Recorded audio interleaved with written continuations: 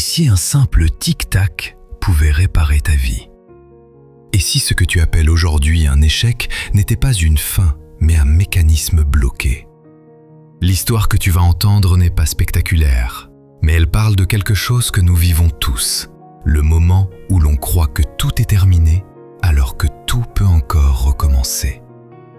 Il était une fois un jeune homme nommé Samir, 27 ans, qui vivait dans une petite chambre au-dessus d'un vieux café de quartier. Chaque matin, il se réveillait avec une boule au ventre, le regard perdu au plafond, à se demander comment sa vie avait pu devenir aussi vide. Il avait abandonné ses études 2 ans plus tôt, après une grosse déception. Un projet dans lequel il avait mis tout son cœur avait été rejeté, humilié même, par un professeur devant toute la classe. Depuis ce jour-là, Samir avait commencé à croire qu'il n'était pas assez bon.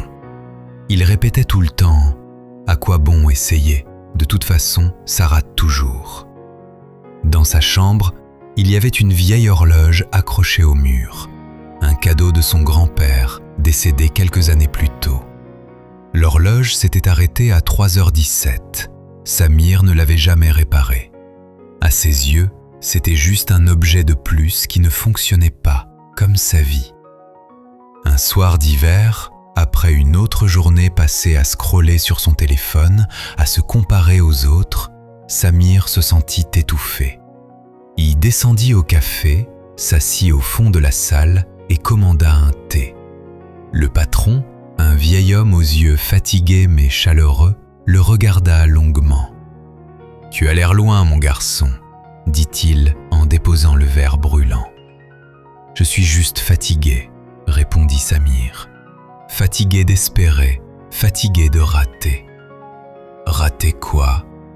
Samir haussa les épaules. « Ma vie, j'imagine ?» Le vieux patron sourit doucement, sans se moquer. « Tu sais, ce café a failli fermer 3 fois, dit-il. On m'a dit que c'était fini pour moi, mais je me suis dit, tant que ce n'est pas moi qui décide que c'est fini, alors ce n'est pas fini. » Samir ne répondit pas. Il regarda les gens autour, des habitués qui riaient, discutaient, partageaient des moments simples. Et lui, il se sentait comme un spectateur derrière une vitre. Ce soir-là, en remontant dans sa chambre, il vit l'horloge cassée, figée sur 3h17. Pour la première fois, il la regarda vraiment. Il repensa à son grand-père, qui lui disait souvent « Tant que tu respires, tu peux recommencer. Le temps ne décide pas pour toi. » Samir s'approcha, décrocha l'horloge et la retourna. À l'arrière, il trouva une petite inscription gravée qu'il n'avait jamais remarquée. « Quand tu croiras que tout est arrêté, regarde à l'intérieur. » Intrigué, il décida de l'ouvrir. Les vis étaient rouillées, le mécanisme poussiéreux, tout semblait bloqué. En observant le système, il remarqua une petite roue coincée par un grain de poussière et un peu de rouille. Une chose minuscule, mais suffisante pour arrêter tout l'ensemble. En le regardant, Samir pensa à sa propre vie. Une seule phrase, un seul échec avait suffi à bloquer tout son élan, comme si son mécanisme intérieur s'était arrêté ce jour-là. Il resta là, l'horloge dans les mains, les yeux brillants. Et soudain, une idée simple lui traversa l'esprit. Et si je pouvais me réparer comme cette horloge? Pas tout d'un coup, juste un petit peu, un engrenage à la fois. Le lendemain, il descendit au café avec l'horloge. « Vous connaissez quelqu'un qui pourrait réparer ça ?» demanda-t-il au patron. « Peut-être que toi tu peux essayer, » répondit le vieil homme. « Tu as déjà essayé ?»« Non. »« Alors commence par ça. » Samir se rendit dans une petite boutique de bricolage, acheta un tournevis, un peu d'huile et retourna dans sa chambre. Il regarda un tutoriel sur Internet. Comment réparer une horloge mécanique? Ce n'était pas si compliqué qu'il l'imaginait. Ça demandait du temps, de la patience et surtout de la délicatesse. Pendant plusieurs jours, il revint sur ce mécanisme. ajustait, essayait. Quelquefois, il se trompa, remonta mal une pièce. Il devait recommencer. Il s'énervait, puis respirait et se rappelait les mots de son grand-père. « Tant que tu respires, tu peux recommencer. » Un soir, alors que la pluie frappait contre la fenêtre, Samir posa une dernière fois le couvercle, remit les aiguilles en place et remonta l'horloge. Il la fixa au mur, retint sa respiration et le tic-tac résonna dans la petite chambre. Tic-tac, tic-tac.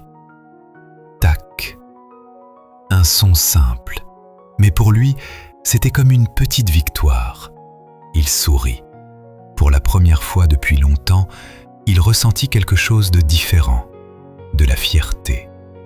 À partir de ce jour-là, il décida de réparer aussi autre chose, sa vie. Pas en changeant tout d'un coup, non. Juste une chose, chaque jour. Un jour, il se força à sortir marcher 20 minutes, sans téléphone. Il observa les arbres, les gens, le ciel. Il se rendit compte qu'il n'avait pas vraiment vu sa ville depuis des années. Un autre jour, il rouvrit son ancien cahier de projet, celui qu'il avait abandonné. Un autre jour, il envoya un message à un ami. « Ça te dirait qu'on se voit ?» L'ami répondit « J'attendais que ça. » Chaque petit geste était comme un engrenage qu'il décoinçait. Petit à petit, Samir comprit quelque chose. Ce n'était pas sa vie entière qui était ratée.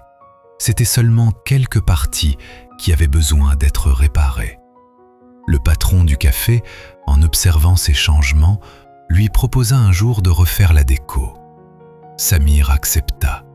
Ils repeignirent, aménagèrent, organisèrent des soirées. Les gens adorèrent. Une cliente lui dit « C'est vous qui avez eu l'idée ? C'est super, ça donne envie de rester. » Samir comprit qu'il aimait créer des espaces. Il se forma, aida d'autres lieux. Une cliente lui proposa d'aménager son salon de thé. Le jour de l'ouverture, elle avait les larmes aux yeux. En rentrant chez lui, Samir regarda l'horloge. Elle indiquait l'heure exacte. Le tic-tac remplissait la pièce. Il n'avait plus peur du temps. Il comprenait enfin la phrase « Regarde à l'intérieur ». La vraie rouille était dans ses pensées, ses croyances. Quelques mois plus tard, Samir lança sa petite activité. Il n'était pas riche d'argent, mais riche de sens. Le vieux patron lui dit « La vie, ce n'est pas ce qui t'arrive, c'est ce que tu fais avec ce qui t'arrive. » Samir sourit. « Et moi, j'ai décidé de réparer. » Il n'était plus le garçon qui avait abandonné. Il était celui qui avait compris que même les choses cassées peuvent retrouver une nouvelle vie, à condition qu'on accepte de les regarder, de les comprendre et de les réparer. Un petit engrenage à la fois. Et si cette histoire t'a touché, pense à liker la vidéo, t'abonner à la chaîne et la partager à quelqu'un qui en a peut-être besoin aujourd'hui. Quel est ton grain de poussière ?